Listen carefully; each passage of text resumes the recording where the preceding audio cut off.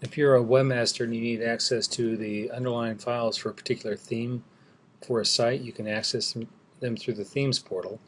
And to do that, you're going to access them in one of two places. So the Files tab gives you access to the key files for a particular theme. So in this case, I'm working on the TCS Divisions theme, and I can see things like my public CSS file here.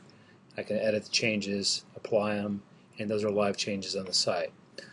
Another option is to just actually access the files through the directory structure for this site, and you can download the files here. So if I want to get access to my public CSS file for this theme, I can access it here. Now these other files are system generated files, so any file that starts with sys- you can just ignore those. Those will be regenerated if needed by the system. But this file can be downloaded by clicking the download button after you select it, or you can browse and upload a new file with the same name, or you can even create a new file in this directory.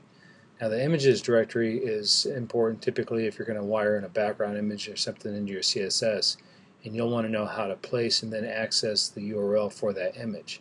So what you're seeing here is a list of things in the images directory. This is the public images directory. This is where we always put images in an Nitrium site.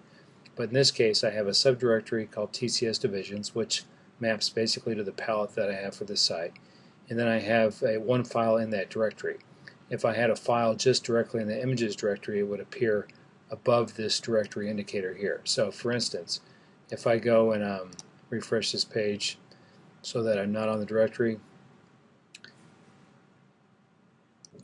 now I can browse and upload a new image. So for example, I'm going to browse and select a simple icon, and I'm going to create this. Okay, so this is going to put this icon directly in the images directory.